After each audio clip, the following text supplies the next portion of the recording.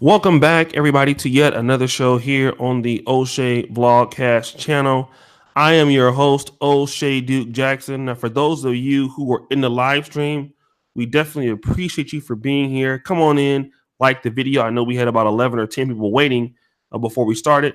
Now, for those of you who are watching the restream, or maybe you're a new subscriber, your first time checking the channel, we also want to welcome you to the topic and discussion today as we're here with our guests. Today, I have the steal of 2018 for this community. Every year, I have I call it a steal. In the 2016, we were able to get Donovan, Alan Roger Curry, and Ron Wills to NegroManager.com. 2017, we ended up with I believe Marcus Lev at the end of 2017, and we ended up with Tony Maceo. In 2018 is the year of the Waymon Brown and Marcus Love again, but Waymon Brown has really been the steal of the draft this year. Brother, I've been working with the last few months. He's an excellent content creator. Now, for those of you, he just came to YouTube, so subscribe to him in the description. He has about 5 subscribers. He's just starting this off his channel, but this is going to be, I would say, one of our premier black male content creators going forth. The brother is very, very bright. He comes at this whole black male content creation space from a different angle, from a different lens. You will find out today he's very, very talented. Some of you already know him, but for those of you who don't know him, let me introduce to some and present to others Waymon Brown. What's going on with you, brother Waymon? Good morning, Oshay. Definitely glad to be back on, man, for a third time in a row. It's definitely an honor, bro. So shout out to everybody that's supporting us. It's about 10:53, going on 11 o'clock Eastern time. So definitely salute to everybody that's supporting us. And we got some real good information to share with the brothers today. All right. So Waymon, let me just ask you before we get into the actual topic today. Tell me what made you want to come to YouTube and come into the black male kind of content creating community space. When I started my blog a few years ago, a lot of people know I started my blog, the esquireproject.com. And, everybody knows that listened to the first show. It was something that I originally started just kind of getting into around 2012. And back then, I actually had a couple of very, I would call them kind of starter podcasts that I did on Blog Talk Radio, just to kind of get a feel for my voice and how it would sound delivering content. I didn't really touch it too much after that, after I was trying to go through the growing pains of operating my website. But really, it's really been over the last year or so where I've thought about it so much more seriously because, of course, brothers like yourself, the other guys who are out there that's been killing it, too many to name, but everybody that's a part of the Black Manosphere, and just kind of gave me more of an added inspiration. So I said, man, it's about time for me to add my my 2 cents to the mix and definitely be resourceful. And I think I approach things from an angle where there's a lot of transparency. I'm not really so much on like a lot of trending things, but I like to, give some good game that I think will be sustainable in a lot of different areas of life, especially in the personal areas of life. So that's my contribution. I'm looking forward to getting started on it.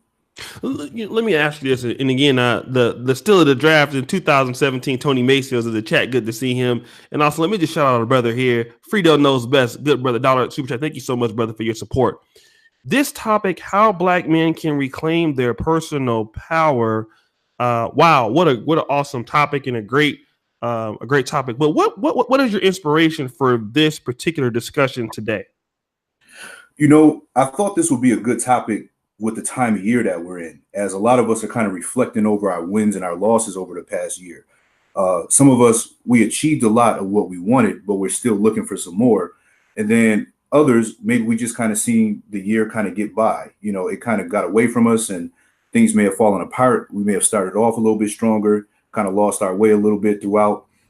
Could have been some financial burdens, relationship issues, some health problems. But I just wanted to really try to present something that I thought could help the brothers to kind of organize themselves and get grounded and kind of decompress from some of the things that have been stressors in their lives. And really just trying to say, look, I'm not a New Year's resolution guy, so to speak, but I think that as we emerge into this next year, it's a time where a lot of us are thinking about how to make improvements. So I said this would be a good time to really try to give a kickstart to that. And let's take some momentum into 2019. Okay. No, very well said. Let's kind of go into the first part of the discussion that you wanted to bring up as far as being pertinent. I'll let you go ahead and take it over from here. Okay. Yeah. So the one of the things I thought about when I was developing this content is how Black men kind of got disconnected from their personal power in the first place. And I thought about the reclaiming part because when you think about it, everybody that's in this chat, everybody that's walking this earth, we've all taken a path that's put us where we are today. But a lot of us are actually walking a path that was already chosen for us. If we think back to the influence from our families, from our neighborhoods that we grew up in, the different communities that we belong to over all these years, even though we're grown men, those things still have a degree of influence over us because we kind of shaped our lives in accordance to the expectations that have been set for us. And we've been living according to what other people think we should be doing instead of being able to kind of step into our own self-actualization. So we've created a lot of different habits, a lot of attitudes, and we've also developed lifestyles that govern our every move, and that's for better or for worse. But what I'm starting to notice is that a lot of us, in conversations that I have with brothers personally, and just of course, in observing comments on YouTube and things like that, even the topics, a lot of us are finding ourselves leading a little bit less than fulfilling lives because as we've matured, our perspectives have changed, our values have changed. So some of us kind of feel torn between maintaining this person that we've been and kind of shedding the dead skin that's required in order for us to kind of step into our own at a different level. And I think that what you're doing with the Black manosphere is a prime example of that because a lot of brothers are starting to reevaluate themselves. They're reevaluating the world around them, and they're just now kind of getting comfortable enough to walk out of the self-doubt, out of the inferiority that's held a lot of us back. And we're now just starting to get to a point where we can see ourselves operating from a different landscape. And I think us not doing that, in enough numbers has led to some real detrimental, I could even say detrimental issues. That's kind of like how I wanted to form, the structure of our discussion today. Let's talk about these two things that sticks out to me that you said, and I think is very powerful. A lot of Black men have been leading lives due to forces that have been chosen for them. Mm-hmm. We'll deal with that in a second, but you said that because it sounds like a lack of get back to that. I don't want to misquote you. The things that were detrimental because let's talk about that last statement you made. Can you repeat it, please? Right. I think that what you're doing with the Black manosphere is like a prime example of brothers just kind of like saying, I'm going to step into my own. I'm going to be comfortable in my own skin. I'm going to get rid of this self-doubt, this inferiority complex, this discomfort with not being able to be my best self. And when we're inhibited from doing that, it leads to a lot of detrimental issues. And Black men are dealing with those issues, and it's just kind of kept quiet. And that's something I see as being a very, very major problem. Can you give me an example of some of these detrimental issues that you've seen in African American men that have inhibited them or that have become more actually? Well, the inhibition leads to these detrimental issues, but what are those that you see? Well, a lot of brothers, we're struggling. We're struggling in silence, even when things seem to be going kind of good from the outside looking in. A lot of us, we've developed a very substandard self-image. We're trying to navigate with the absence of a connection to a higher power. Where a lot of us are working dead-end jobs. We're regressing within an occupation where our strengths aren't really best utilized. A lot of us are socially isolated. We're lonely. We're depressed. We're dealing with heartbreak from years ago. And for the first time in this society, I think, with the inclusion now of what we call the red pill, a lot of brothers are also coming to the realization that being able to create a biological legacy, might be a dream deferred, and for very wise reasons. So that in and of itself is a huge impact. And, brothers are coping with a lot of things, suicidal thoughts, feelings of worthlessness, hopelessness. And even when it hasn't gone to that extreme, a lot of brothers just in their heart of hearts, they know that they're a lot more valuable than what they've been demonstrating. And I think a lot of us are looking to kind of re-record or, kind of date myself here, 80s baby, but we're trying to dub over some of the things that we wish that we can do again. I see. Ask you some things. You made some very, very powerful statements here. Shout out to Brother Turf Orca. May the Creator continue to bestow Brother Waymon. And guys, subscribe to our Brother Waymon here in the chat. Brother G Star, thank you for your $2 Australian. Brother Waymon, you said some things that I want to talk about before we get into some of the solutions that you presented in the description that we talked about previous to this conversation. You mentioned substandard image. Mm-hmm. That's very interesting. Can you really shed some light to what you mean by when you say the substandard image that black men have? Can you bring some light into to what you're talking about in that position? I think we kind of started on that discussion a little bit in the first couple of shows with how brothers need to increase in their self-esteem, their confidence, and their competence. It was so important because those are things that could serve as the catalyst for being able to experience a completely new life just by injecting ourselves, so to speak, with those medicines of upping our game in those areas. But overall, I think brothers just have a tendency to pretty much just kind of settle for less, to kind of just do good enough, just to get by. And we become so comfortable with that. And I think it's really because nobody's ever really told us that we had a right to feel as though we were that important. Even within our own community, the Black community, we're the least important, in terms of the image, so to speak, from the outside looking in. The women and children are always mentioned. The men are always kind of like the community eunuchs, as you say.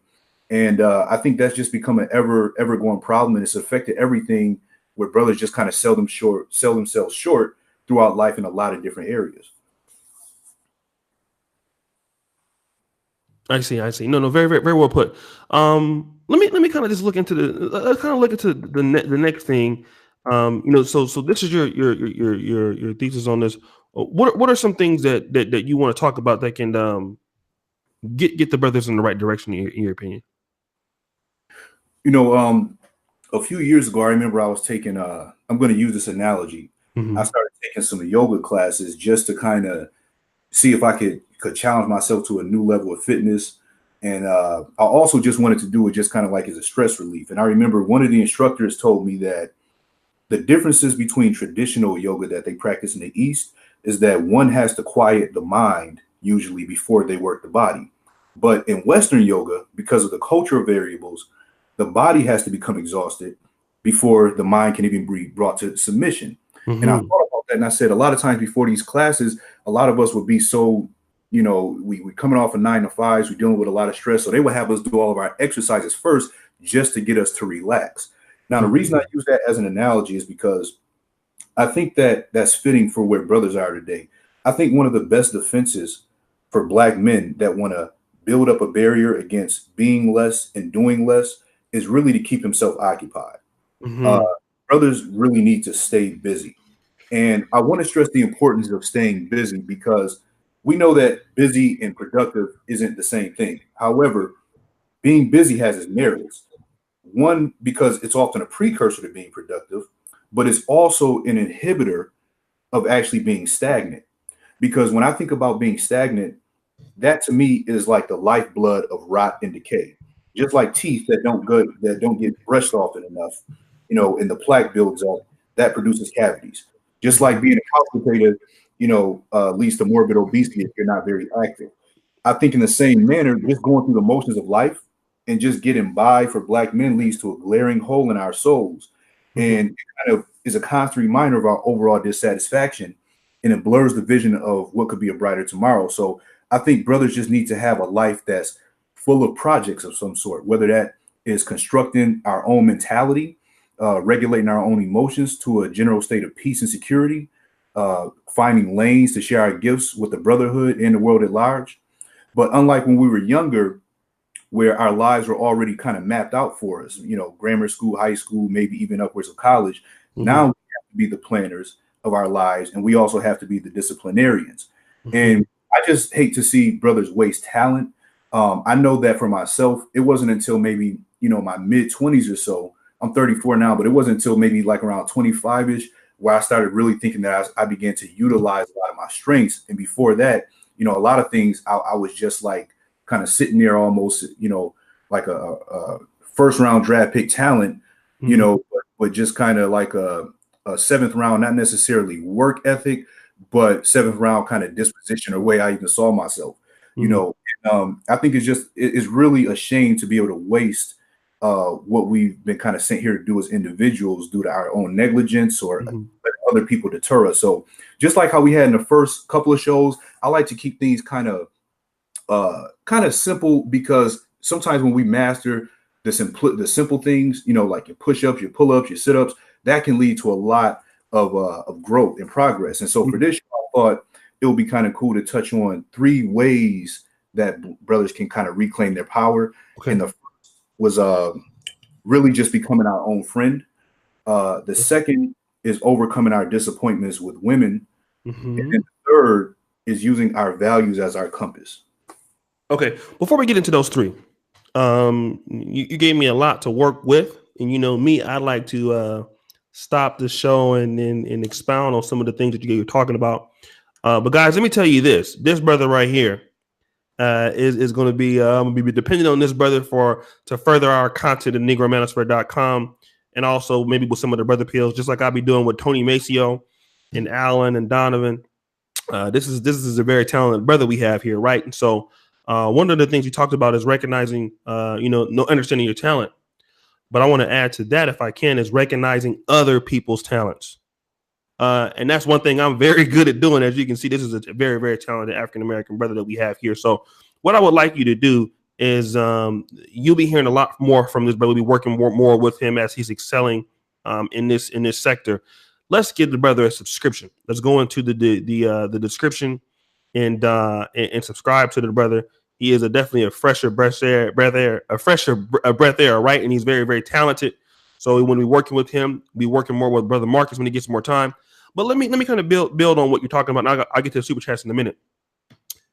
You said that one of the things that you notice about yourself is in your 20s or maybe early 30s, or you're in your early 30s now, but you had first round talent with seventh round work ethic. I gotta really use that one as a video myself.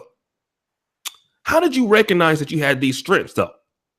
How did you know that you had strengths? Because I'm gonna tell you personally, I didn't know that content creating was one of my strengths, or dealing with black men was one of my strengths until like later on. So how did you know that you had these strengths? And then how did you know how to capitalize on it? Um, you know, it's interesting, man. When I look back over kind of the course of my life, particularly my teens, especially like getting out of high school, kind of, you know, just getting out into the world, early 20s, even with something like, for example, my writing, you know, that's always to me been one of my strengths, as well as you know, speaking and public speaking and things like that. And I just had some experience doing that when I was a little bit younger, just from different community things along those lines. But really, when I started to like look at different things, whether they be creative things, like even when it comes to like different forms of art, you know, filmmaking, things like that, different interests that I've always had, I always just kind of looked at it as though it was just normal, right? But at the same time, I didn't really look at it like it was special. I just kind of looked at it as though, okay, that's cool that you have a few different areas of interest and some proficiency in these different areas, and you're good at a few different things. But I wasn't necessarily the type of person who had a lot of people rallying around me, like kind of saying, yeah, you know, we need to keep it going. Like, you know how talented you are. Not necessarily saying that people were trying to bring me down, but it was just kind of like, it just is what it is. Like, okay, that's cool that you know, you doing your thing, but you know, kind of everybody else is too. The world goes on. But it wasn't until maybe I started kind of realizing, when I started sharing my stuff a little bit more, and put myself out there a little bit more and getting the feedback, where I started to say, man, you know, I've always kind of felt like I had certain exceptional qualities in certain areas, but there was just something that just always kind of made me think that I wasn't really deserving of those wins. You know, I wasn't deserving of being able to, you know, kind of get into experiencing those things. And I'll give you an example. When I was around 13, 14, I remember there was this thing. It was called the Richmond Speaking Contest. It was like, I'm not sure if it was statewide in New York, if it was a national competition, but essentially it was a thing where you know, I think it used to be like fifth through eighth grade or something like that, or fifth through 12th grade. You can compete in these different public speaking things. You could deliver whatever it is that you were going to deliver. And I remember I had got chosen to be the representative for my school. I kind of made it through the first rounds and everything, and I was going on to the semifinals and all that. And I remember very distinctly, and I actually write about this on my blog, if anybody ever checks on my bio. And thanks a lot for everybody supporting, who's checked out the website and who's subscribed to the new YouTube channel that I'm getting launched.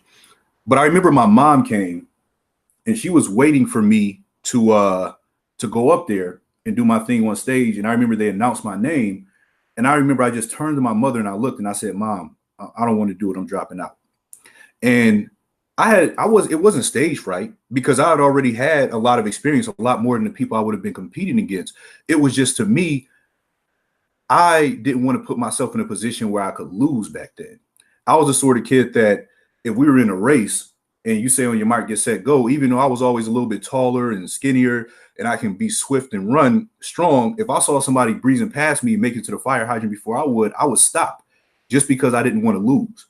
So a lot of it was just, even back then, kind of getting over the hump of some of those things that I was selling myself short on. And, overall, I think just as I matured, I just started to recognize certain things within myself. And I just kind of got sick and tired of being a waste of talent. And I, even a couple times, even my mom, she mentioned to me, she said, Waymon, you are so intelligent, but you need to use it more.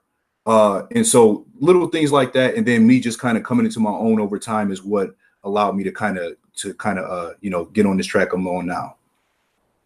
Let me also talk about this whole idea of staying busy, because a lot of black men, we do waste a lot of time. Even me, sometimes I might waste a few hours a day, 1 or 2 hours a day talking on the phone. Me and George, but even George and Nagone or something. But even then, we're bouncing ideas off certain things. But staying busy versus being reproductive, or productive. I'm sorry, not reproductive. That's a woman. Being productive. What's the difference? Yeah, being busy is basically being occupied. You're doing stuff. You look at through a course of a day. I kind of look at being busy like running a lot of errands. You're out and about, maybe dropping off the laundry, so to speak. You're doing grocery shopping, just as an example. Now, being productive, of course, means that's a little bit more measurable. That's more of a tangible result, and it's a little bit more calculated. So now we need to be able to set an objective, not just check off tasks, but being able to look at things and say, here's the objective that I want to reach. Now, am I doing the things that are necessary to get to that point to produce that result? And a lot of times I think, brothers, we find ourselves just kind of like, busy, but it's almost like, what are you busy doing? But the thing that I respect about being busy, especially for brothers, is that it kind of helps to dilute a lot of the other things that can kind of be coming in your way that are attacking you always. So if you kind of always got something going on, maybe you're not as organized as you need to be, but you know what, you're getting there, you're trying to sort stuff out. And then from there, you can kind of line things in order to actually become productive, set objectives, achieve, measure them, go back and figure out what you could have did better, more efficiently. So that's what I would say is the big difference between the two. Let me also deal with this. Now I'll shout out some of the super chats here right now, all of them actually. Now let's talk about this idea of black men using their talent to even in greater society are to help build with other black men. I know, for example, when I came to Black YouTube, there were some people who recognized I had a talent that I didn't even know I had myself. People like Ringo TV Raw, Solo TV 84. They were pushing me to, hey man, you should do more for the YouTube community. You should do more. You should do more. You should do more. So they recognized a talent that maybe I didn't think, like, I was just, at the time, not even taking it that serious. Now I'm trying to recognize other people's talent, but let me ask you, how do you recognize talented other people that you can work with to do greater things? Man, that's such a great question, Oshay, because it's so funny, man. One of the things that I think that serves me well is I always love to find the strengths that people have, even when they seem as though they may not be as apparent to other people. I'm kind of like, I know we men, so we love sports, but I'm always thinking about a sports reference because I'm kind of like that type of person who likes to find that talent that was maybe overlooked, or maybe everybody else said, well, they don't have the arm and the size and the strength of the common tangibles, but then they have those one or two other things that they can use and kind of build around. So I've always been somebody, who like to identify the things that, you can basically build around. Like even when I look at example with my parents, one thing that I've always loved about my dad is that nothing really seems to ever, break him, in the sense that he's just the sort of person that he just kind of keeps going no matter what. He just has that in him. My mom, the same way. I remember saying one time, my mom, I said, if I had, it was when I was a lot younger, I remember just saying that if I had half of the ability that she had to just kind of bolster through things, then I would feel like that's enough for life. And I try to focus on those types of things, the things that stand out to me blatantly, but then also the things that I see that can be worked with. So that's always been the thing for me, is like, man, I think everybody has something special to offer, something special to give.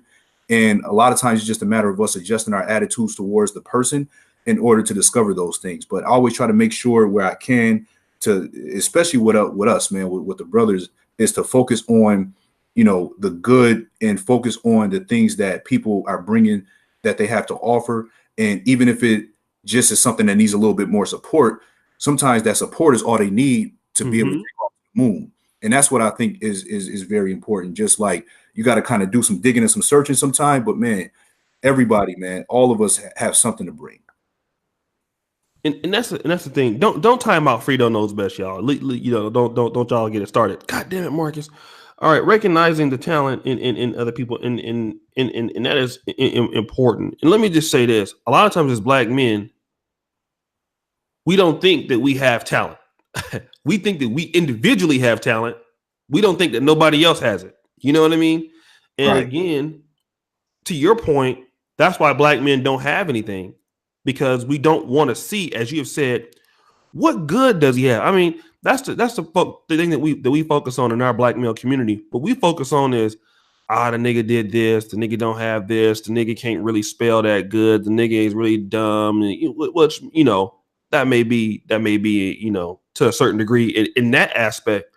But a lot of our Black men are very, very, very competent and talented in other areas.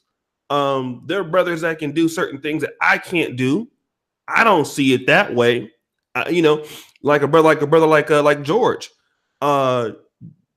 People may say, "Well, George, you over here, you simping or something like that." But if you really understand where the brother's coming from, he have a lot of talent in a lot of other ways. It's like, okay, this knowledge is additive. Brother Moses, brother Marcus, all of these people have helped contribute to this space that we now know as the manosphere in different ways that we have not thought about it before. And that's just really the genius of the mind of the Black man, that a lot of us as Black men, we don't really look at each other like that. But to your point, we should be looking at what good can they bring. And we can leave the negative shit out and keep what they have as a positive and build on that. Absolutely, man. And even like you said, with Brother George, I see him in the chat. Shout out to George. Sometimes we get so caught up, I think a lot of times, in personality clashes as Black men, where, where we don't like certain things about each other, or this person seem a little bit arrogant, this person seem a little bit this, or this person seem a little bit that. But yet we'll go to a job, and let a manager or something like that, completely actually disrespect us. But a brother who's not even really intending to do that, the first thing a lot of times we choose to do is we choose to look at it as though that's what they're doing. So I've always guilty of that. I'm guilty. yeah, man. And it's hard to actually resist that sometimes, because it's kind of, I don't even want to say it's natural. I'll say it's normal, but it's just one of those things where, look, you have a right, and you are entitled. All of us are entitled to think and feel how we want to think and feel. But I think that the difference is what helps the progress and what doesn't, is when you look at it as though we're all one in some way, even where we are divided, or even where we have disagreement, because it's all about pretty much the brotherhood. So yeah, everybody's not going to have the same ideas. We're not going to have the same approaches, but it's up to us to be able to, look for the good, and at the same time believe that the other person has a good intention. Because a lot of times that's all it is. It's just our belief about their intent, or our belief about, if they're trying to come at us or something like that. So it's tough, and it's a thin line between the two a lot of times. But I think as we grow and as we have these open dialogue conversations more, especially like what you've been doing, even with the panels and things like that, brothers are going to start opening up more towards seeing the good in each other and trying to work with that. And it's funny. I just talked about the same whole thing you just said in on Patreon. The last video I posted about the fact that a lot of black men have a lot of different ranges of personalities. Like I use a personality that comes on the Rumble. He wouldn't mind me saying it's Edine Cole. Have you seen him before? Yeah, I have seen Edine. Edine Cole has one of those personalities that either you're gonna like or you're really gonna hate him. Because he comes off as very cocky, as very arrogant, as a show off, which is I mean, that's a good way to describe him. When you see him on camera, when he comes on the show, he has a cigar. He has a little thing. He likes the attention. But when you really get to know him, he's just that way. It's not personal. That's the way he always has been. So a lot of times we take it as, oh, he's trying to do this to me. No, he's like that with everybody. But that's just his personality. It's not to take a shot at anybody, but that's just him. And he has, he does have good intention. So that's just understanding how to work with different black male personalities and understand that, black men are going to be a little bit more, they are going to be a little bit more braggadocious. But that don't mean that they have bad intentions, like you said. So, and I'm going to actually do a public video on that. So thank you for reminding me this. Let me just do this real quick. 216 people right now. Now we have one of our better brothers, man, that's up and coming in this movement as far as content creation. Like I said, we have the best black male content creators on planet Earth. And no diss to the white manosphere. Hey, I'll put my guys up against anybody in any spectrum or wherever, Latino, Asian. Hey, listen, our guys got that work. Okay, they can bring it. All right, so much so that two of our guys was over at 21 convention like last week. So, brothers, these are some of the better black male content creators on planet Earth, not just on the world. Planet, the world is planet Earth, but planet wherever, the universe. So if they make it to this stage and they come back more than once, they're good. All right, they're great. So these are the top black male content creators on planet Earth. If they come here, they write for us. They get a one-on-one on black male issues. They're only here because they are talented. So that's what I want you guys to do. Support our brother real quick by subscribing to his YouTube channel. Okay, because he has 14. That's not enough. That's a fucking shame. He just started it, by the way, but I want you brothers to take the time to say that you will get the brother up to 100. Okay, so I want y'all to give it to 100. So do me a favor. Let's go into the description, or let's go into this actual live stream thread and hit his link, and then subscribe to the brother and hit the bell when he goes when he uploads. I want him to leave today with 100 of our supporters, our subscribers, on his new YouTube channel to give him a head start, because the brother is creating content for us. We want to be able to support the brother as he's doing it. Let me just do this real quick. I want to be able to search the super chats, and thank you, brothers, for your support. Let me just read them off pretty quick. And just 1 second.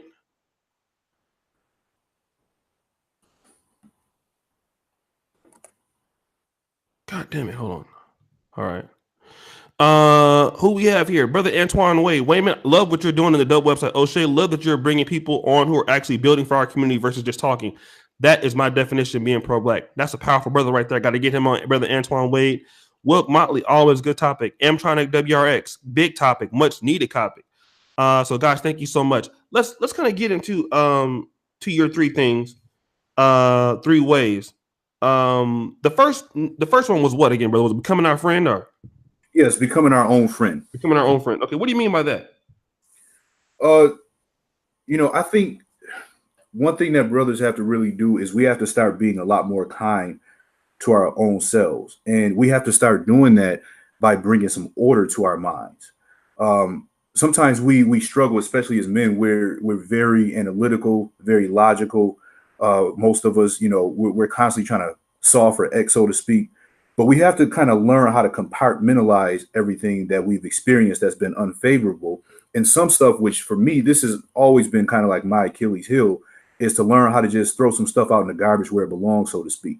And then we have to kind of just build around the things that give us that uncorruptible or that incorruptible conviction that we deserve the best for ourselves. We deserve good for ourselves because of the self-investment that we're making.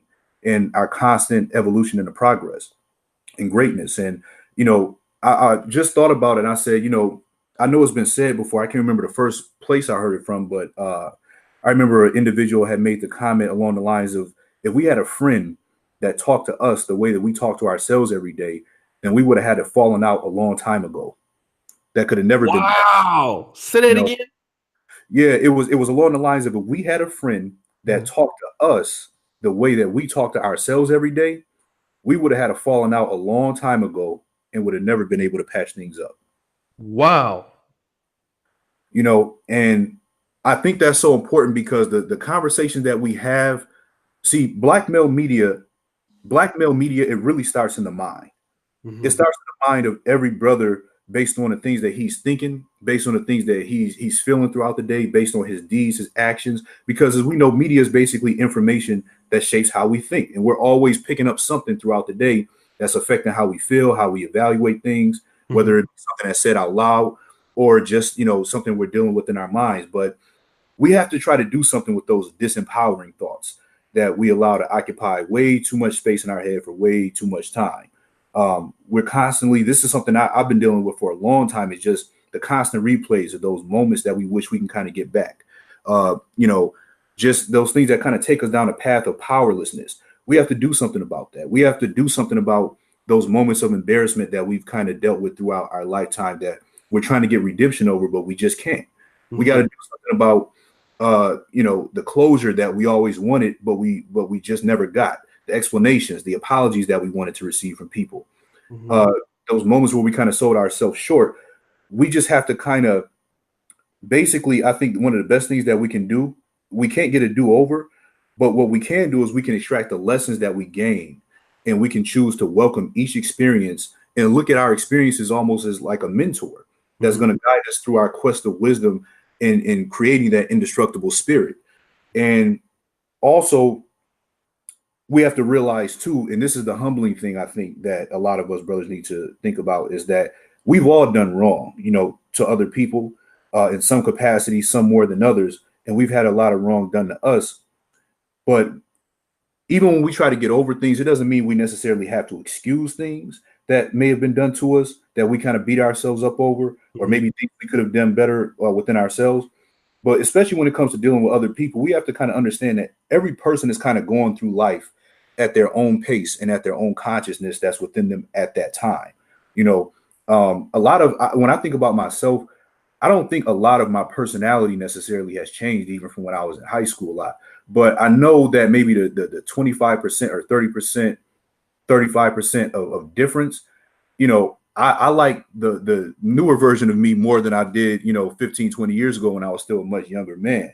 And so everybody's kind of evolving and developing as they kind of go along. And a lot of people are just kind of they're basically trying to do the best they can. So some people didn't even necessarily mean to wrong us. Some of us, we still have a lot of resentment built up, Mhm. and that's kind of hard to kind of purify ourselves up as well.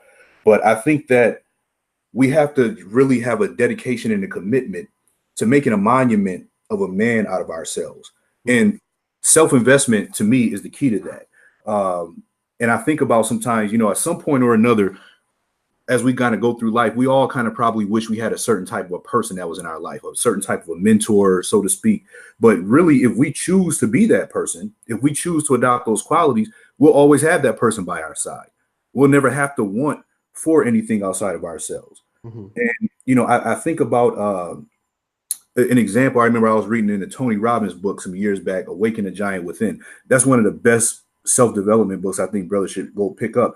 He was referencing how Japan was trying to rebuild itself after World War II, and they adopted a principle in which they would constantly improve areas within their business so that over the years they would basically become known for having such an irrefutable reputation for quality that over time people won't even really question it. And they kind of established that because even when you think about most people, when they think about buying cars and they don't know too much, they feel safe with Toyota, Honda, Right. Lexus.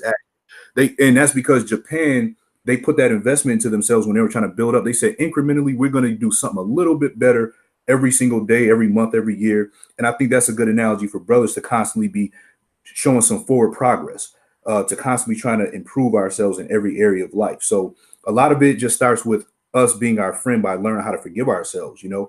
knowing we can do better next time. We know better, we can do better. Sometimes we just got to take the L's. Sometimes we got to recognize that losses are sometimes experienced along the way to actually get a championship.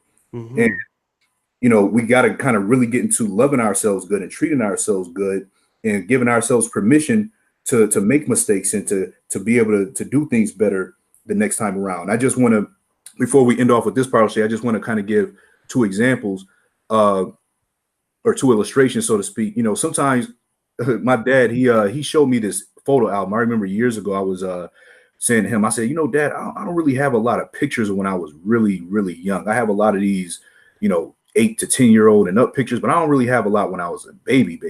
And he said, I've been collecting pictures since you was born. He just gave it to me about a year ago. And he gave me this album. And I remember he had my the one that they take of you when you're in the hospital. And it was so funny because even though I don't have any children or anything like that, but I love kids. I work with kids at different, jobs and things like that. But I remember I was looking at that picture and I said, I don't have a kid, but I got a kid to protect. I looked at my own baby picture saying this person was sent into the world to do something, and you got to Mhm. protect that person. Even though we fast forward all these decades later and we've all had our experiences, you got to try to protect that person who's grown into the man that he is now. And I think brothers can really just start taking inventory of their good qualities, because so many of us have so many good things.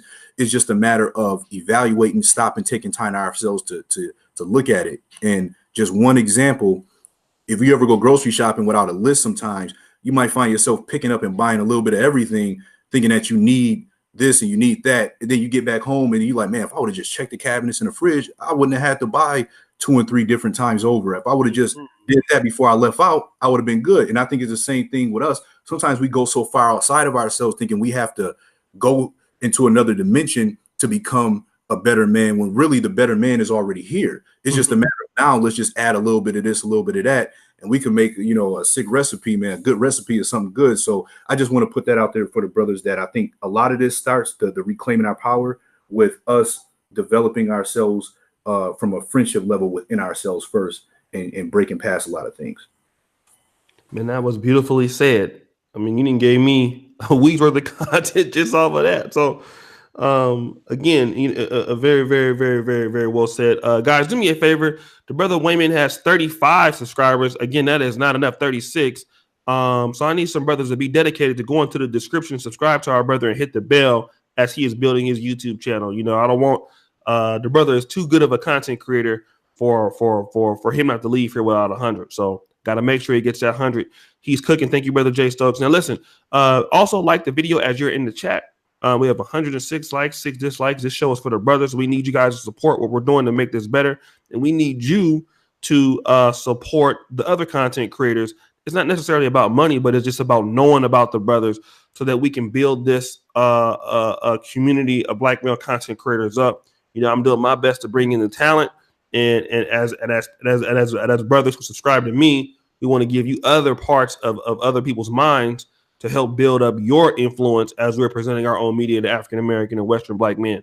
So don't do yourself that disservice by not subscribing to the brother. Obviously, the brother's rocking right now, so he's going to be doing some stuff individually on his own channel. So I want to see him getting built up. Also, now his channel is actually in the description. Thank you, brother Moses. There is a lot less debauchery in recent chats. Thanks for establishing the expectation that we can disagree respectfully in the manosphere. Our great contribution to black YouTubers respect my brother Moses. And I'm going to get him on here. Hopefully I can get him on here today. Jesse James, that says dislikes. Come on, man. O'Shea, stay lit. What's up, bro? Doe, what's up, Doe? 313. Shout out to Detroit. Let's go ahead, brother. Let's go to the second part of overcoming our own. What was it? Overcoming our own disappointments. Yeah, overcoming our disappointments with women. Okay. Ooh, that's a powerful. Yeah, the reason why I wanted to specify with women is because disappointments with women is an area that a lot of brothers really struggle with. A lot of us who now we kind of consider ourselves the red pilled men, so to speak, um, we really have to come to this realization how independent we have to be as men. Mm-hmm. How we're pretty much on our own. Um, but as much as the red pill has awakened brothers to the nature of women, Mm-hmm. I think even more important, it should awaken us to the nature of our own ways and our own selves that even allowed us to experience the disappointments that we had. So a lot of brothers, they'll blame their mom. They'll blame the sisters. They'll say, I got 15 cousins. Nobody ever put me on the game about these chicks or nothing. And they've come to kind of, have a certain degree of resentment towards them. And at the same time, I think a lot of the resentment that you kind of get as a man is the fact that you had some sort of idealization about a woman, that you just kind of, saw wasn't quite what you thought it was. But I think it's really important that first we have to really just accept things for how they are. So one thing I think that's really important in overcoming disappointments with women is brothers need to realize that anything that you've encountered unfavorably with a woman in some way, if you were voluntarily participating, you attracted it to yourself. How about you say it again? If you were a voluntary participant, you were not a victim. You were a volunteer. You said, I'm gonna be dealing with this chick. I'm gonna be doing whatever I'm doing with this girl. You attracted that unfavorable situation to yourself. And I'll tell you exactly how you did it. You either did it by your failure to have a standard in the first place before you even got involved. You did it through your animalistic desires for her sex. You did it for your desire for her companionship, or you just attracted it out of your own ignorance. And if we were really to take an honest evaluation of ourselves in these situations, where we kind of got played, or where we tolerated disrespect, or where we discovered that we couldn't trust a female in certain situations, besides our own maybe initial naiveness, maybe we just kind of getting our feet wet, we still wet behind the ears, had to get knocked out. A lot of times when we really think about it, you wanted something from these women. For example, with me, I kind of had like a history, of being a Captain Save 'em. I know that for myself, and I think about it and I say, for any time I was dealing with a female and I had to experience some sort of disappointment, why was I first trying to be a Captain Save 'em in the first place? Aside from my emotional attachment, aside from, aside from whatever love I had, there was also a part of me that wanted validation from her. There was also part of me that wanted to be significant in her life, and I wanted to be important. I wanted to make a difference. And I thought, foolishly, that if I basically become a sacrificial lamb, that it'll become appreciated, it'll be treasured. But it never happened that way. But that's not any woman's fault. That was all my fault. Just like it's not any female's fault. It's all the brother's fault who tolerated that and who set themselves up for that type of failure. When you want to be seen by her and you want to be appreciated, you start putting up with things that you shouldn't, and you think it'll pay off. But in reality, had you constructed a strong house of self-esteem for your own self ahead of time, a lot of these women wouldn't even made it to the front steps. So, while everybody is accountable for what they do, as men of sound mind, we have to realize we are 100% responsible for the outcomes in which we participated. Another thing I wanted to touch on too, when it comes to overcoming these experiences that were unpleasant, is a lot of brothers, when you really think about it, like, good and goddamn well, you had no business putting yourself in a lot of these situations in the first place. These situations were messy to begin with. Something made you uncomfortable about the woman's lifestyle, her mentality. You observed something from far away that you saw with red flags, but you kept going because you love her, you like her, you're attached to her, you want to seek her approval, you want her around. And especially if you've experienced the same type of thing over and over again. Say wait. Say it again. Wait, come on. You preaching to me too. Shit, but say it again. Man, I mean, come on. You having repeats of the same thing all over again. Wait. Just one more time, brother. I'm sorry. You gotta say it again. Yeah, I think a lot of times brothers, they put themselves in real messy situations, to begin with. I always be laughing when you had your simp tales and stuff like that, Oshay. I'll be cracking up when I go back and watch the old videos. But a lot of us, we saw something initially that said, I need to stop right here. But we kept on going. You feeling her, you don't want to lose that connection, you don't want that chemistry to fade. You're like, oh. So now you put yourself in a situation where basically you ask for it. And then when you find yourself dealing with the same situation, if you encountered a situation in 2009, and then you encountered that same type of thing in 2017 or 18, you need to be like, oh, hold on, what's going on with me? First of all, you didn't have that same type of thing happen again, 2, 3, 4 different times? How many times does it take for me to learn? And I know you got some good stuff that you want to hit me with, Oshay, but I just wanted to touch on a third component I think Go ahead. help us kind of overcome these disappointments is, for me, I've always realized that as painful as some things can be, as disappointing as you can be, if it feels a lot better to find peace about situations. That always feels better than remaining in a constant state of resentment. As I kind of mentioned earlier, everybody's kind of going through life at their own pace. They're doing what they know. And a lot of women we know are already all over the place. They're trying to decipher their own life a lot of times. And sometimes you just get caught up in the crossfire of dealing with her, and you kind of let her steer the ship, and you just mess yourself up by doing that. But if you were to kind of set the tone in the first place, you would have never even gone for that whirlwind in her crazy tornado. You may have had some good intentions towards the women, but ultimately you probably failed because you gave up your own dignity in the process. So that kind of trumped everything. So you're honestly just in these situations that are troubling you still. You're still mad about something from 5 years ago, 10 years ago, 2 months ago, whatever it may be. You're better off forgiving yourself out of your own ignorance. You're better off forgiving yourself for your lower self-image, and realizing also too that you don't really have the right that you think that you had to expect some sort of justice or morality or principles and things like that from women. Those are indoctrinated principles that are within masculinity. Not saying women don't have those things to a certain extent, but that's really, men, we operate differently. A woman is not going to be in an equal capacity. A lot of times they'll just do whatever you allow them to get away with, if untamed and unrestricted, so to speak. So, she has her own special gifts, her own roles. But at the same time, if you went ahead and went with her program, that was just a foolish mistake. You just got to kind of pick yourself up and make sure that you don't keep on doing stuff like that over and over. Oh, powerful. Okay, I told you, man. This brother right here is something else, man. I told you. I just be sitting there laughing, man, because y'all don't know what talent is out here, man. The brother don't have to have no subscribers to be bringing it, man. I'm telling you, small ball is where it's at, baby. So let me see here. We got 49 subscribers here for the brother 51. So we need another 49 to subscribe to this brother. I know some people are just now coming into the chat. I thank you. Give me a like on the video. I appreciate you. You know, I got to make you brothers work. So again, our brother Waymon Brown, who will be producing content for us. And my brother Deep End Thought is also in Buffalo. I got to work with our brother here. So we want you to like the video.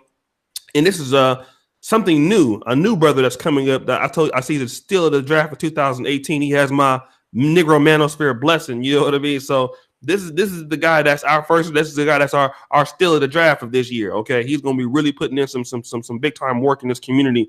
So subscribe to our brother. Let's go ahead and get the brother to 100 and let's blow him up on YouTube. Let me go ahead and shout out some of the other people that have supported on Super Chat. And if you want to do that, you can also do that.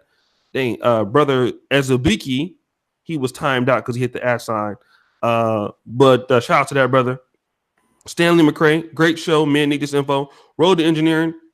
What's up, O'Shea? This is James E. Jr. Jesse James, this 6 dislikes. Come on, man. O'Shea, stay lit. What's up, though? 313 are right out to him. And guys, you can continue to support the show. Like I said, this is Black Male Media. If you want to support what we're doing, you can send a super chat. The $sign, as low as $1. You can support what we're doing to keep this thing going. Brother Waymon, what is we're on number 3 now, right? Yes, sir. Okay, and what is that? So the third thing I think, that's important for brothers to start reclaiming their personal power is to start using our values as our compass in life. So, I know some people that might be listening, they might be talking about what's a compass, especially if you probably like in your early 20s or something like that. Everything now is just digital, but a compass, of course, being a tool that kind of tells you the direction that you're going into. I think it's important to know how to use our values as a compass, because our values kind of illustrate the why. It illustrates what's important or what we're trying to achieve in any situation. So when we establish an outline of values within each segment of our lives, it tells us the types of goals that we should be going after, the types of objectives that we should be going after, because we're really focusing on the desire that achieving it will bring us. So, for example, the man who cares about recognition more than he cares about money is going to have a different way of going about approaching things in business or in life in general. The man who wants to be known for something has a different value than the man who is basically trying to store up as much material as he can. Uh, we can use the example of going car shopping when it comes to kind of identifying values. If one buyer wants prestige, they want luxury, they want gadgetry, they're going to go shopping for cars that are going to be a lot different than a person who wants cargo space, fuel efficiency, and want to have high resale value. Those are two different types of buyers altogether. So in the major and in the minor areas of life, I think it's important that we establish the important things and start trying to work our way backwards from there. So basically starting with the end in mind. And one of the best things about using our values as our compass is that you know what you need to be focusing on every day. And when you have a focus every single day, it helps you not to become distracted too much because you kind of got your blinders on like a horse in a race. You're just kind of picking up on what's in front of you, what you're focusing on. So when you want a certain income, a certain type of woman in your life, a certain career path, a place to live, a role within an organization, or something like that, establish your values that you want to achieve from that thing first, and then work from there. And one of the best ways I think that you can use your values is to basically figure out what actually really kind of turns you on, what inspires you, what interests you, and then see if there's some kind of, some congruency around those things. One clue that can help you kind of establish your values in general is basically when you're performing a lot of tasks that are associated with certain things. Mm-hmm. If you're tired, but you feel kind of like this good tired, so to speak, that Mm-hmm. might tell you that that's something that you need to be doing. Like when I'm up and when I see you plugging away, I always say, my new motto is Oshay is working. I need to be working. You know what I'm saying? So when I'm laying in the bed and it's like 2 o'clock in the morning or something like that, your time, and I'm like, it's only like I just got off work or whatever I'm doing. I'm like, I'm just want to take a quick little hour nap before I get up. I'm like, nah, let me get up. Let me do what I got to do. Let me, grind out. Who cares if I'm only getting 2-3 hours of sleep for the next 3 nights? I'm up here. I'm creating content, doing my thing, but I always feel good after I do that. And for some people who might be trying to identify, we hear about living your purpose a lot of times in the manosphere. Sometimes you don't necessarily have to all the way have such a hard, concrete purpose initially, but you can figure it out along the way just by kind of putting yourself in the realm of where you need to be. I'll give you an example. Mm-hmm. I was talking to a local filmmaker here, and he's basically like a director of photography. When I asked him how did he know he wanted to be a director of photography, he said, well, I knew I always wanted to do something with movies, but I didn't know what I wanted to do. So I just started hanging around the set. So they would go find different casting calls and things like that. They would do some different auditions for roles. They would, be carrying the sound or carrying the lights and the boom mics and all that. Then they would do a little bit of editing here and there, just kind of jumping on people's projects. Then they said, what, throughout all of that, what I figured is that I like being behind the camera. I like the cinematography aspect of it. So out of all those roles, they found their lane. And I think that kind of goes back into what I started off with, which is that brothers just need to really stay busy. You need to be engaged. You don't have to have it all figured out, but you have to be in the game to be able to have a chance at taking the shot to win. And over time, you can kind of unveil your major purposes, which can really be kind of like a lifetime achievement to fulfill. So I think that identifying your values is important. And I'm gonna cut my long-winded off for a second, Oshay, because it was one specific thing I wanted to kind of touch on in relation to that. Go ahead. Yeah, I one thing that really stood out to me, and I was thinking about this. I put up an article earlier this month, and it's called "A Man of Heart." And one of the things that I was trying to do was kind of like touching on what we're discussing now, but I thought about the importance for brothers to have a spiritual foundation. Sometimes if anybody's kind of noticed with a lot of the interviews I've done with Oshay, it's I kind of do things that already work within the favor of people's resources, of what brothers can do. So I'm really like a big champion of, listen, sometimes you need to just kind of make your own spiritual religious routine and your own belief system. A lot of us, we kind of we may have kind of found ourselves disconnected from the religious community that we grew up in. Some of us, maybe we were involved in certain faiths and now we're not, or we're just not as strong as we were, or maybe we don't even think the same about a lot of things. But I think that as you kind of grow, you reestablish a certain sense of spirituality, and it's important to still have some sort of sense of some higher power being with you. even if your values and your beliefs have changed over time, that doesn't mean your faith has to die off. For me, when I think about faith now, I just think about, I put faith in my own abilities now. That's what faith means to me now. You can use spirituality and religion to build faith in yourself. Take a page out of these different sources if you want. You want to take a page out the Quran, you want to take a page out the Bible, you want to take some other ancient text, you want to just take philosophers and things like that and make your own thing. Nobody, can inhibit you from doing that. That's up to you. And the whole thing is, religion is supposed to build people up ultimately. Spirituality is supposed to make people feel connected. And they all started somewhere. Somebody made all of them up at some point. So I'm kind of like, what, maybe it might be helpful to brothers just to kind of extract the lessons that they can get and just kind of construct their own thing. And also what I think is important too is, while you're doing that, find a way to be benevolent with your time. Maybe you don't get paid in money, but you get paid in the satisfaction of seeing your work in someone else's life. I mentioned, one of the things I do is I'm a literacy volunteer, because reading and speaking has been something that I've been used to since I was very young. And my parents kind of got me started on that. I really enjoy being able to help other people. I actually, like, once a week on average, I help like one person in particular at this literacy center that's local. And I just kind of help him going over, expanding his vocabulary. And I always love when every week I see a little bit of progress. And I'm also humbled because I'm like, man, if I didn't have the opportunity I had when I was younger from my mom to kind of get me into stuff, maybe I would be, right now, a person who was struggling with something like this. So just kind of figure out a way to tie in, a way to give back, I would say, with your time, and at the same time, having some sort of connection to knowing that you're not just out here alone, and that you do have something or someone else that's walking with you as you're trying to progress. No, that's man, that is powerful. Let me see what we have here. And brothers, thank you for the support. 3M, I would ask to please Google and read "Kill the Kids First: The Coming of the Black Genocide" that was read in the 1980s. All right, let me do this here. And Charlie O'Doul, O'Shea the Hood Rat. Okay. What is your other account? Okay. I can't read that, bro. But what's the other account? All right. Email it to me, planetoshay@gmail.com.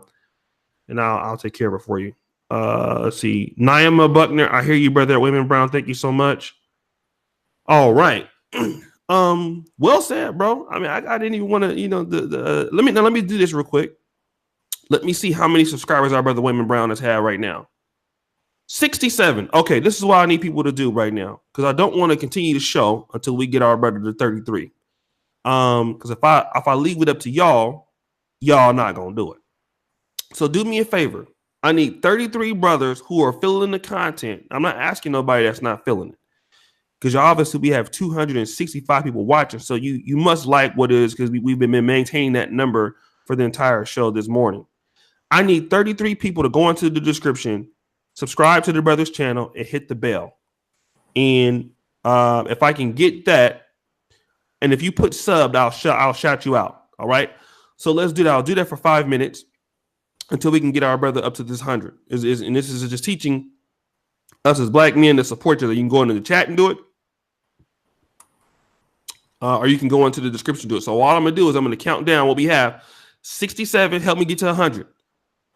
68. Oh, shit. No. Some of y'all stingy. Doug is posting the link right there. Come on, let's go. We're gonna. Okay, thank you, brother King Simon. I've already subscribed and hit the bell. Thank you so much, brother. 3M. If you go up to where Doug has posted his link, all you gotta do is click on that link and hit the notification bell on there, brother 3M. Thank you, Master Jones. The Real Dana, thank you so much for subscribing. I'm gonna give some shout outs. All right, I appreciate you. Let's see what we have here.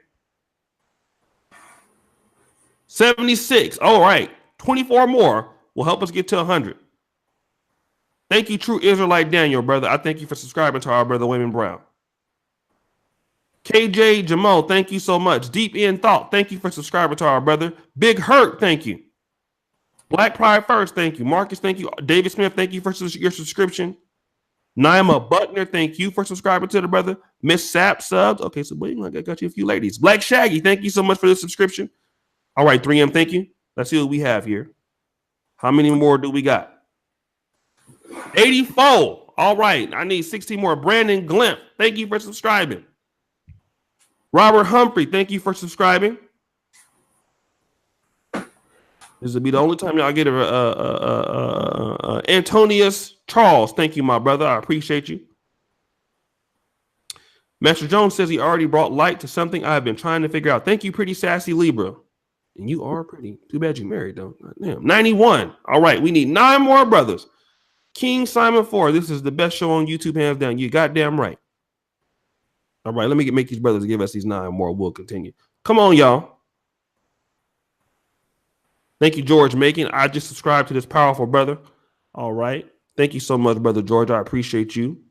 Stanley E. Thank you. Douglas Jones. Subscribe to the homies channel. Thank you, Brother Douglas. Red Sox fan. Thank you, Brother Cujo Power. The brothers always support. Thank you, Brother Cujo. Always super chat. Thank you. Thank you, my brother Douglas. Always supporting. Demi. Thank you so much. Let me see what we got now.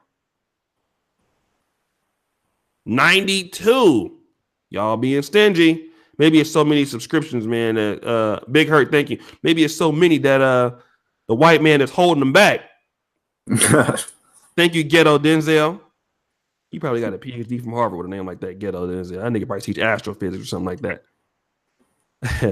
Nigga named Ghetto Denzel. That nigga be playing the piano in an opera fashion and shit. I appreciate the love, everybody, so much. I thank y'all so much. I got some good stuff coming. Voice of Reason, thank you. Thank you, King Sir. 90, thank you. All right. Let's just go ahead and get our, hold on one second. Let's see what we got now. 100. Okay. Now, how many did you have? You had 4 before, right? So really 5 more. 5 more will be 100.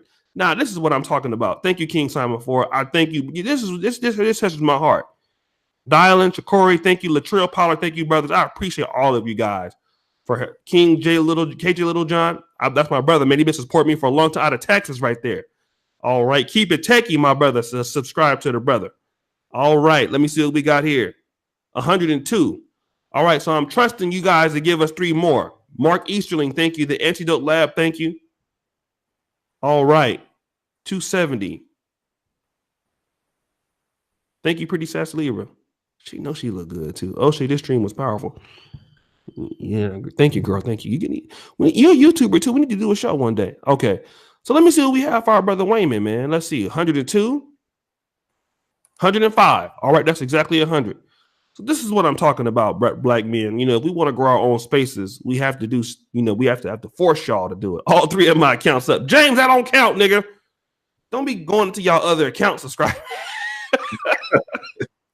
Hey, one nigga, 100 subs. Man, that a bitch.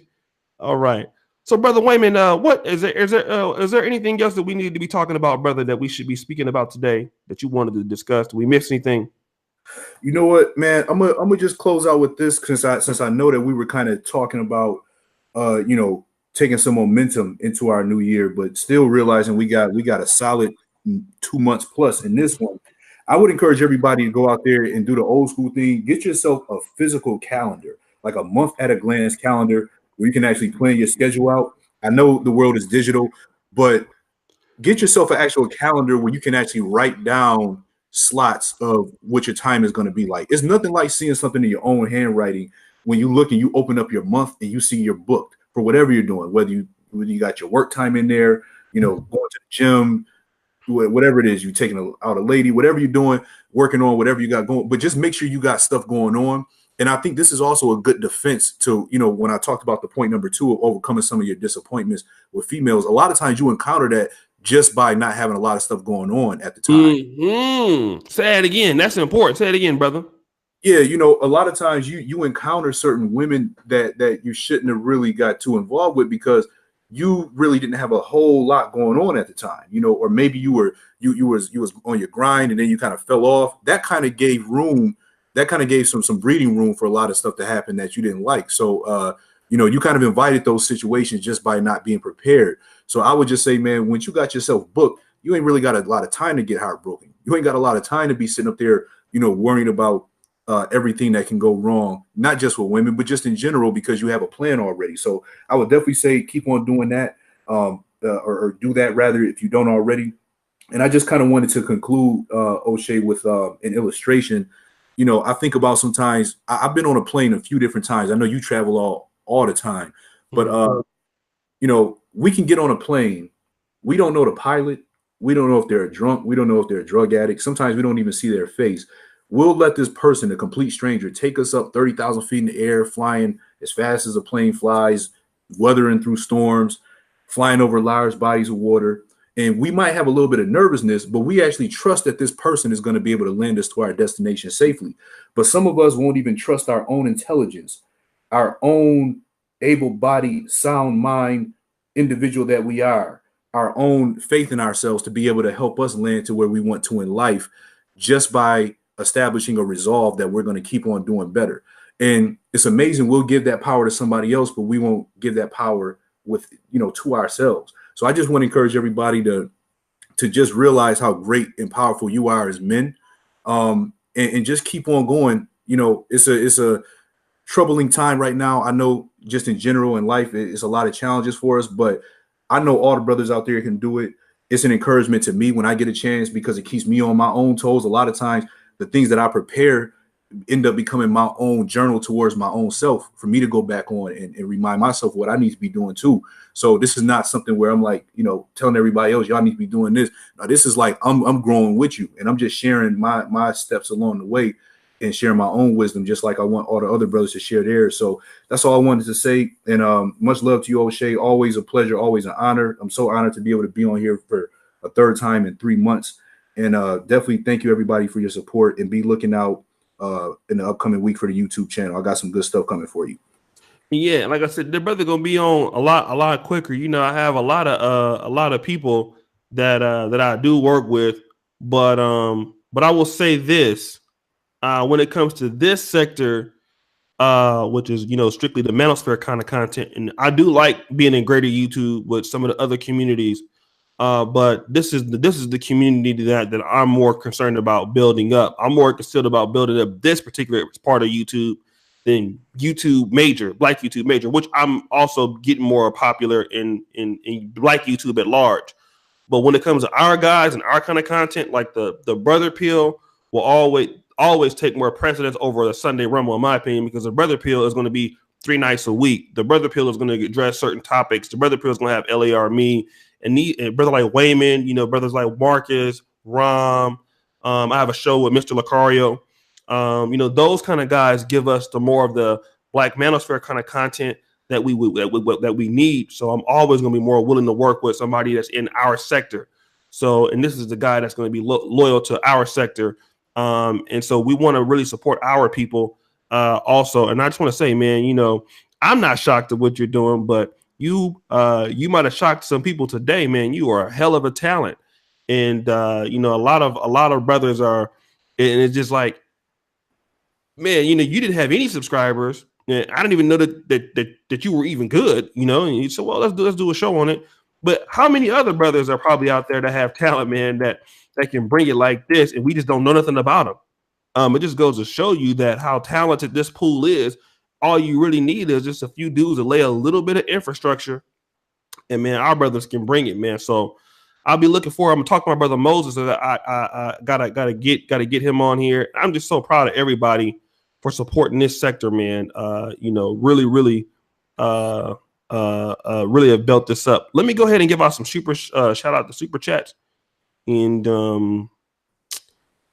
Demi, thank you. 1989 3M. When I send a super chat, is more valuable than playing Powerball. Let me just say this: me and Paris Milan are working on the Thirst Box episode 8. I just recorded it earlier to be edited by tonight on my main channel. I am gonna. So we do have Mr. Lucario on Monday. That'll be a hell of a show. Thank you, my brother Roastmaster. Roastmaster, man, been dropping so much money, man, behind the scenes, man. He don't ever say anything, but he be supporting in all his ways he can. I want to get a shout out to that brother. He's really been helping us out, man. Just moderating and whatever he can do. So we have Monday, Mr. Lucario. Tuesday, we have overcoming approach anxiety. Wednesday, why people Coach, I would love to come on your show and speak on finance. You would, bruh. That's not how you do about oranging somebody. Time out to the wall. Let's go. Get him out of here. You send an email. You are super chat, bro. Don't ever at anybody. That ain't the way to do it. So let's send him to the wall. All right. Wednesday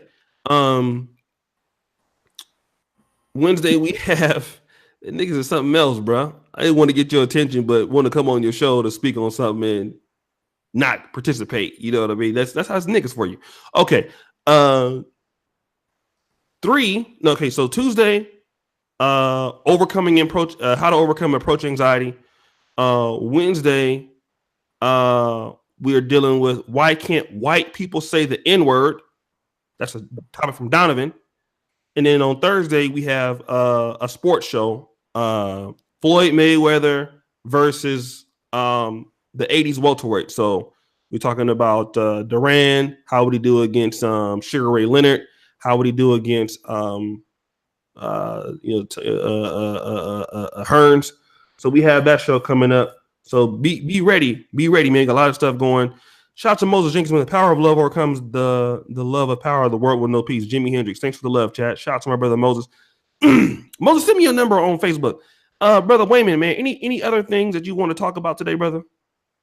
You know, I think we definitely covered a good amount for today, considering the topic. And I just like to thank everybody for staying tuned with us during this time. So definitely always a big shout out to the chat. Y'all, of course, y'all see me in the chat all the time. So, you know, I'm looking forward to hopefully catching a Rumble tomorrow and maybe grab a show today if Oshay has one. But, you know, I'm always around pretty much every day. So one love to everybody. I appreciate you so much. Shout out to Deep in Thought out of Buffalo too, and everybody else. Thanks for the support. And that's another brother, man. I'm gonna tell you another thing. These Buffalo cats is bringing it. That brother Deep in Thought can bring it too. Don't sleep. Don't sleep on my brother, man. He don't be really YouTubing a whole lot, but he can bring it too, man. I got to get him more involved. He's been working a lot, but my brother out of Buffalo, man. Listen, we got them Buffalo brothers, man. Don't sleep, man. Don't be sleeping on them, because I'm gonna tell you one thing before I go, brother Waymon. I was talking to George last night. I'm from Sacramento, California. Right. Me and Moses from Sacramento. Nobody would ever thought that niggas from Sacramento would be influencing the black manosphere in Poland, right? So it don't matter where you're from, because Sacramento is one of the most. And also, my brother searched for Uhuru. Dynas, you ever heard of him before? Yeah, I have heard of Dynas. I checked out a couple of his videos too. I've seen him on here too. Yeah, he got like 35,000 subscribers. He from Sacramento. Me and him both in Sacramento is like one of the number one cities for interracial dating. Wow, yeah, man. I always see him when he covering when he's over in Africa. I like Dynas' stuff too. Yeah, so it's so don't sleep, man, because don't let people think because you from like Sacramento, you from Stockton or Buffalo. Hey, man, listen, I know it's been dominated by Atlanta and Philly and New York. Hey, man, but don't sleep. Yeah. That happens a lot. Talent everywhere. You know what I'm saying? Yeah, that happens, Oshay. Like I kind of think about like when most people think about Cali, they think in San Diego, LA, San Francisco. Yeah. They think about just like in New York, most people think in NYC. A lot of people don't even know where Buffalo is, man. Like in reference to the state, I'm like, we 7 hours away driving plus, but we 5 minutes from Canada. That's how close we are. But a lot of times people be sleeping on that talent that doesn't come out of those major popular cities. But we got talent all over the black manosphere. Right. So don't sleep. Again, guys, we'll be back on in about 2 hours with the United Kingdom guys. And then I might do one more show. So yeah, Rick James from Buffalo. Yeah, that's true. All right, brothers. Peace out. Thank you again, Brother Waymon. You did an excellent job. Remember, don't forget to subscribe to Brother Waymon Brown in the chat. I'm pretty sure other brothers will be reaching out to you, Brother Waymon. I see Information Man showing here. I've already told Obsidian about you. I know George is going to reach out to you. So, guys, make sure you subscribe to our Brother Waymon. Let's help build our brother up. And we'll be seeing you a little later on with the UK brothers. Peace. Peace out, y'all.